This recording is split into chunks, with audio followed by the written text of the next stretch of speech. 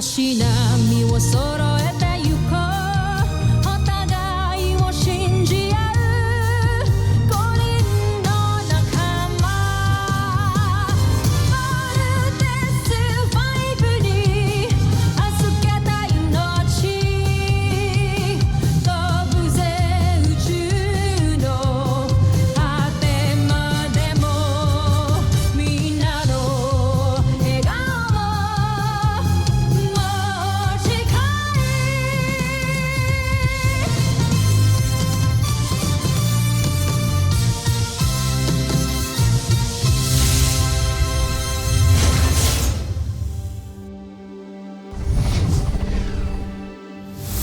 Ang nakakaan sa Voltes 5 Legacy. Kasama ka sa Voltes team? Isa ka sa mga piloto ng Voltes 5? Yes, I'm part of the Voltes team. Promise mo sa akin na walang makakaalam ang malaman mo. Okay? Siya ang aking espiya, Sandra. Kilala ko na kung sinong mga piloto ng Voltes 5. Tiyak akong may maganda kang balita. Sino-sino ang mga piloto ng Voltes 5? Sina Jordan Hughes, Andrew Chambers, Hiro Nagasaki at mula sa Pilipinas, sina Ezekiel Somera at Cassidy Lapay. Ano ito? Mga pangalan? Nasaan ang mga itsura nila? Wala akong nakuha. Hindi maaari ito. Bumalik ka doon. Kilalanin mo sila. At huwag kang babalik dito nang hindi mo nagagawang pinapagawa ko sa'yo. Dr. Smith, mission accomplished. Anong nalaman niyo tungkol kay Judy? Walang nakitang record kay Judy, Doc. Hindi siya nag-e-exist. May napansin pa po ako. Yung biothermal scan ni Steve and Bert Armstrong. Parang iba din po. Kung ano man maging resulta ng report mo, ay mananatiling confidential. Tignan mo to. Ano po ito? Biothermal scan ng grupo niyo. I-check mo yung kay Judy. Siya lang ang naiiba. Because she's not human. She is an alien. Hindi po totoo yan. Judy is a Bozenian.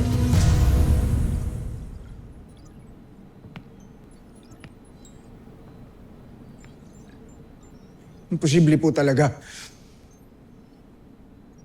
Wala ho sa itsura niya. Mabait ho siya. Tinanggap niya po ako ng buong buo.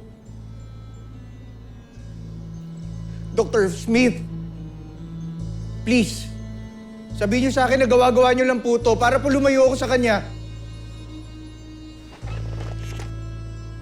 Dr. Smith, gagawin ko po yung trabaho ko na maayos. Huwag niyo lang pong gawin to. Huwag lang po kay Judy. Big Bird, wala akong rason para siraan siya iyo. Andiyan ang evidence. Wala ka na ring dahilan para hindi paniwalaan ang lahat ng ito. Believe it! She is a Bozenian. I'm sorry.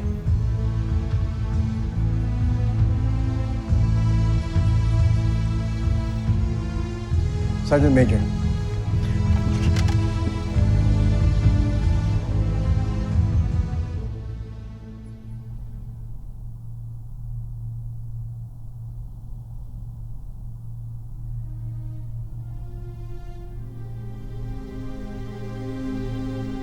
Uy, kailan mo dadalhin dun sa camp?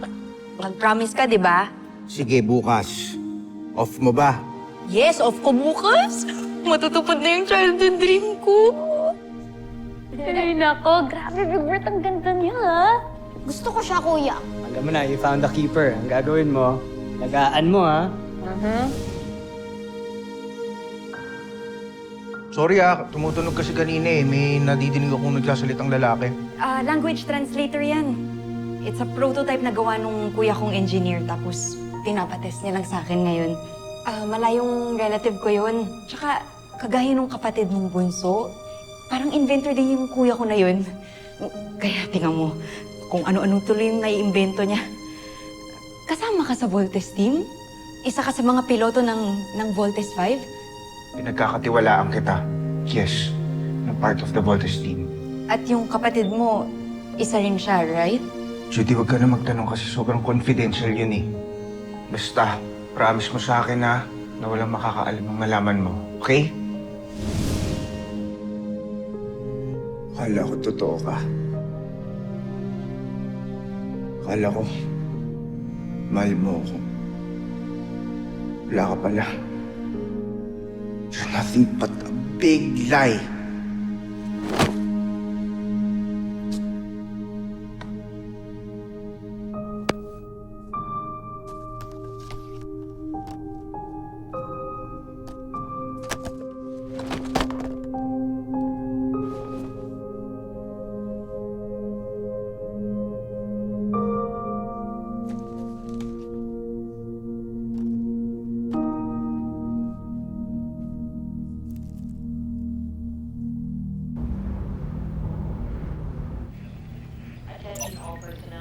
Bro, gising na.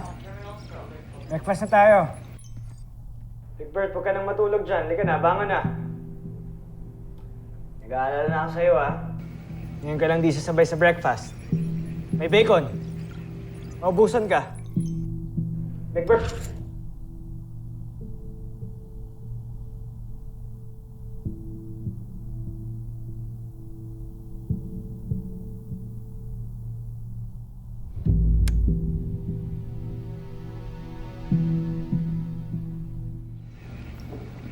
Big Bird, gising na. Kaya mo na muna si Big Bird.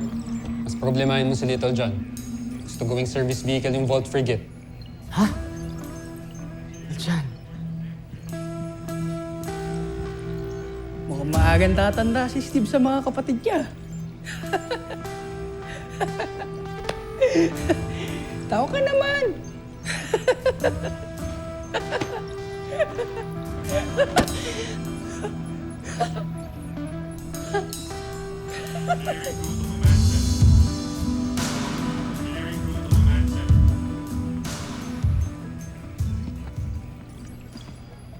Little John, alam mo naman nakakampi mo ako, di ba? Pero, hindi kita pwedeng payagan lumabas with the Vault Frigate, okay? Sandali lang po ako. Gagamitin ko na po yung frigate para kapag may emergency. Kaya nga hindi ka pwedeng umalis. Kasi pag may emergency, paano ka makakabali? Pero sa main dad lang yung competition, kuya. Naaalala mo? Ngayon mangyayari yun. Ngayon ko ilalaban itong si Mikasa ko. Naipaalam ko na yun sa inyo, di ba? Alam ko. O paano pag may umataking beast fighter? Anong gagawin mo? Ha? Little John, di ko to sinasabi bilang kuya. I'm the leader of this team. Kaya this is an order. Pero pinagandaan kong kompetisyon na ito, kuya. Tagal ko in-upgrade to si Mikasa ko tapos di mo ko papayagan.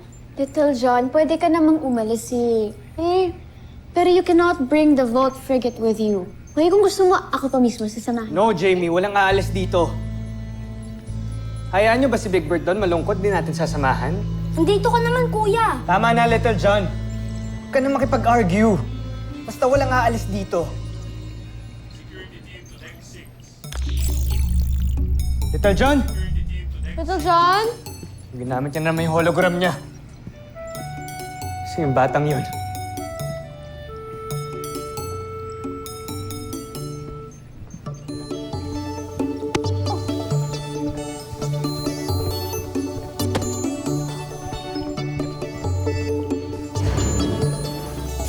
Bye! John! Little John! Little John! Hindi mo pinigilan.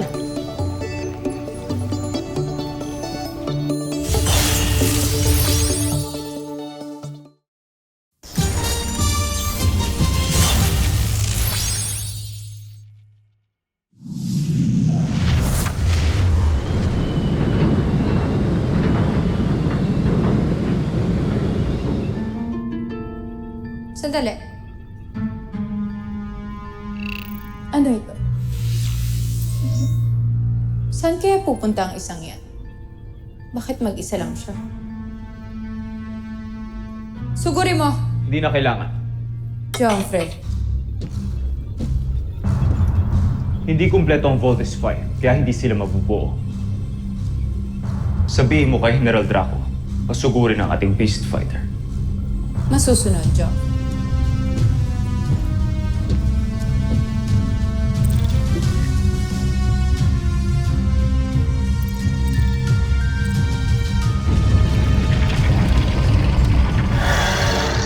Sugod, Neg. Sugod! Tandaan mo, hindi na tayo maaaring matalo pang muli. Kailangan ay magtagumpay tayo laban sa mga taga Terra Air 2. Ano bang sinabi mo, General, at wala kang ulat sa amin? Hindi ba malinaw ang misyon mo sa'yo? Malinaw naman ang misyon ko. Yun nga lang, hindi ko na maintindihan kung ano nangyayari talaga dito. Nililihim sa akin ng mga general na kasama ko. Malamang, may kutob na sila.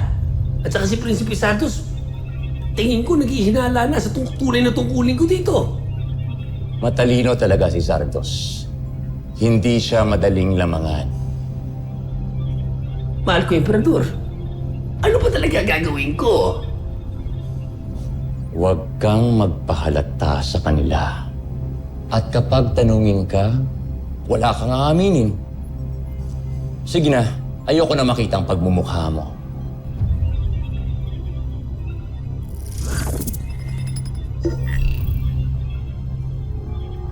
Kanjuwait ang buhay ito. Kamahalan, mukhang hindi na masaya ang larong ito. Dapat ba natin palitan si Prinsipe Zardos?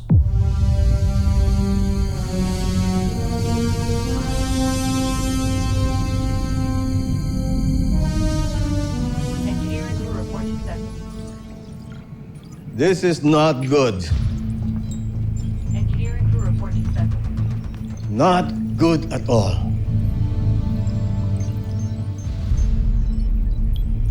Permission to leave, Doctor. Pupuntahan ko po si Little John.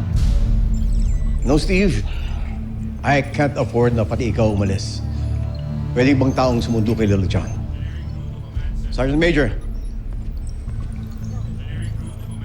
magpadala ka ng tao. Sunduin si Little John. We need him. At ang frigate, ibalik dito sa base. Yes, Dr. Smith.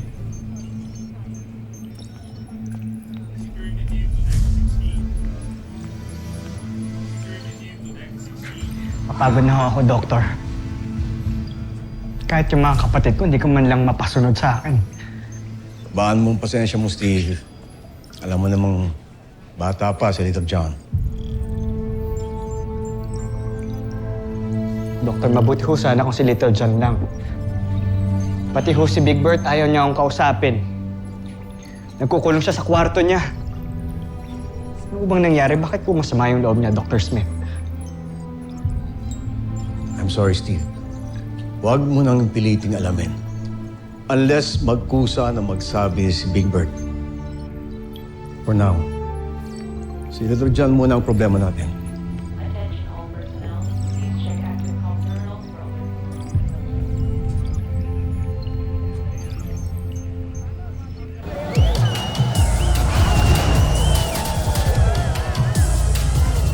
Ladies and gentlemen, welcome to the RC Boat Club competition. Captains, are you ready? Ready! 1, 2, 3, go!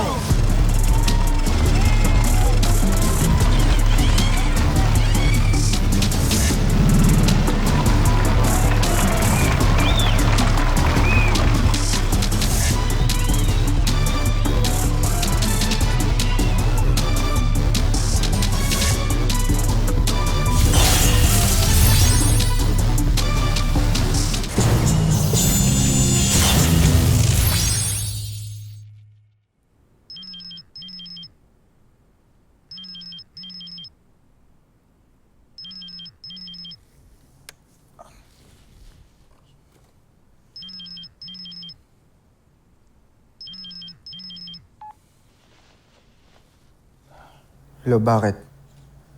Bakit ang sungit mo? Nakamusta lang naman kita. How are you, mahal ko?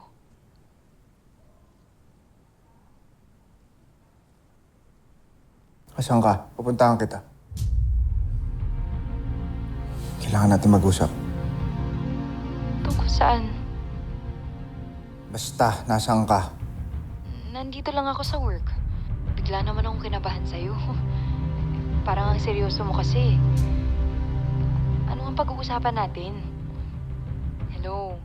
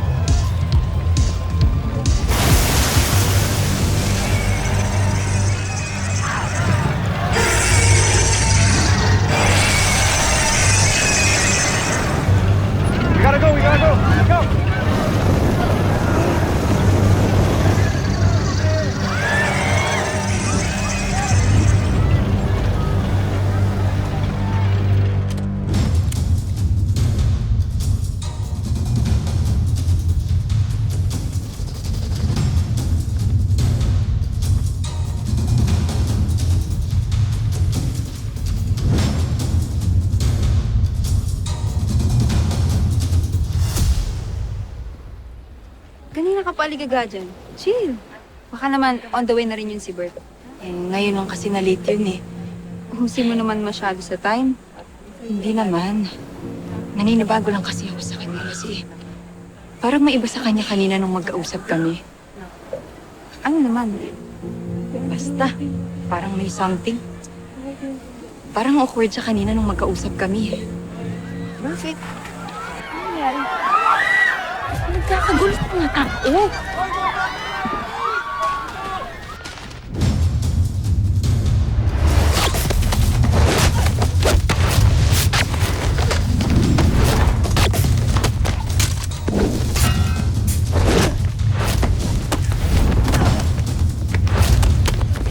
Sino ka?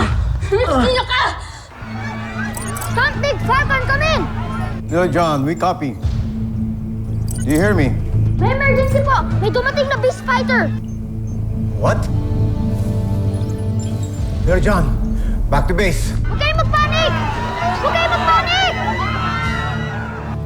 Chip Kelly, sound the alarm. Battle stations! Defense protocols and engaged!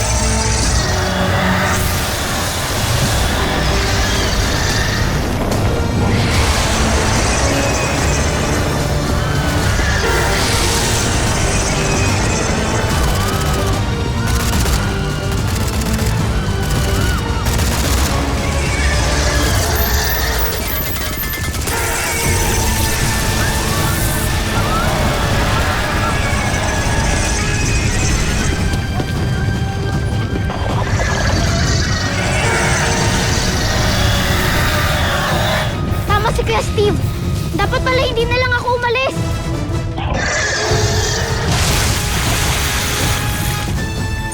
Frigate Autopilot, activate!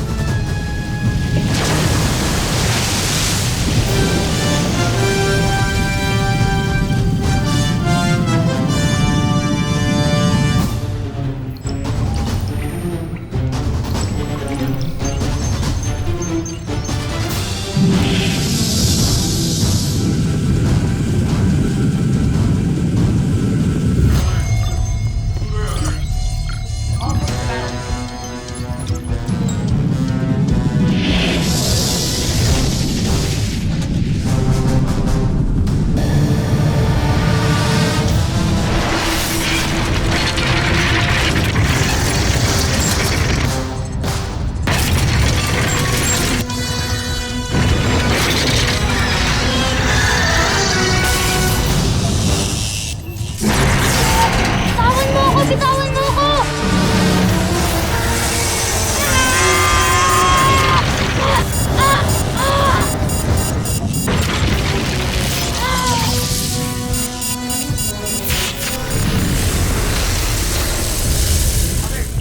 Ano si Little John? Mag-isa din yung kapatid ko.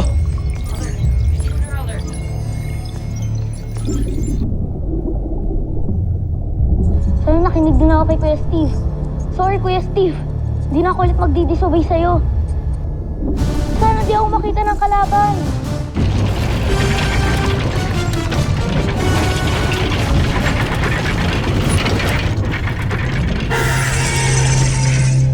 Ned, hanapin mo ang nag-iisang Voltes 5 na yon. Wasakin mo ang kanyang sasakyan at paslangin mo ang sino mang nagpapaandar sa kanya. Nang sa gayon ay hindi na mabuo pang muli ang Voltes 5. Siguraduhin mo, Nick, hindi na siya aahon pang muli.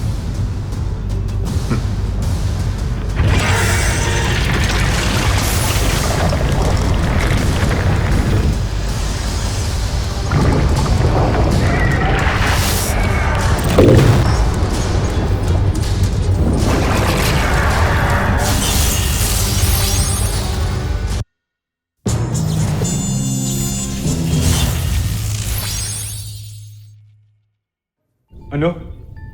Isang paslit ang isang piloto ng Voltes 5. Akala yata ng mga taga-Terra Air 2 ay laro lamang ang mga kaganapang ito. Diyan sila nagkakamali. Sige pa, Neg. Huwag mong titigilan ang isang yan hanggat sa hindi mo siya napapaslang at nawawasak. Siguro'y nag-aalala na ngayon ang kampo ng kalaban. Hindi nila alam kung anong sorpresa nag-aantay sa kanila.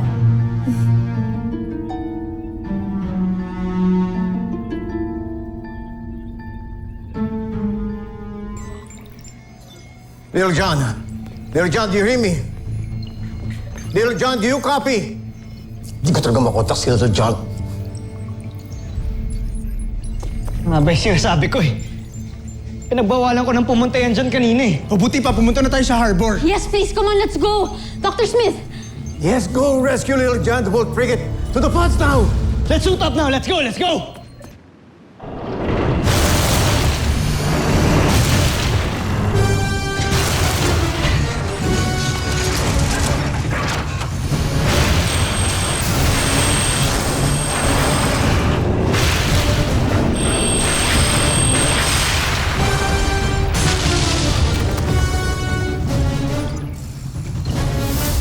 Susunod sa Voltes 5 Legacy. The camp is under attack and our jet fighters want out of ammunition. We need your support now. We fight until we can. We still have Voltes 5, pero kailangan natin silang tulungan. Dala-dalawa na mga kalaban natin ngayon. So no one lose hope! Everyone, do you hear me? Hindi pa ako pwedeng mamatay. Wala pa ako ng mga kuya ko tsaka ng planet Earth. Miguel Pisay! Nakakaaliw kayong panoorin. Neg, pumunta ka ngayon sa kampo ng Voltes 5. Pagtulungan niyo ni Tai kang sirain ang Camp Big Falcon. Patayin niyo silang lahat. Bunso! Nandito po ako sa harbor. May beast fighter po ako nakikita dito tsaka yung skull ship. Salubungin mo kami. Pupuntahan ka namin ngayon. Marami na sigurong taong namamatay dito. Kailangan nila Little John, come in! Draco, huwag kang susuko. Kailangan mawasak mo ang ibang miyembro ng Voltes 5. Prinsipe Gargo! Kung magtitira ng buhay, Yan. Yan ang dapat sa mga alipin.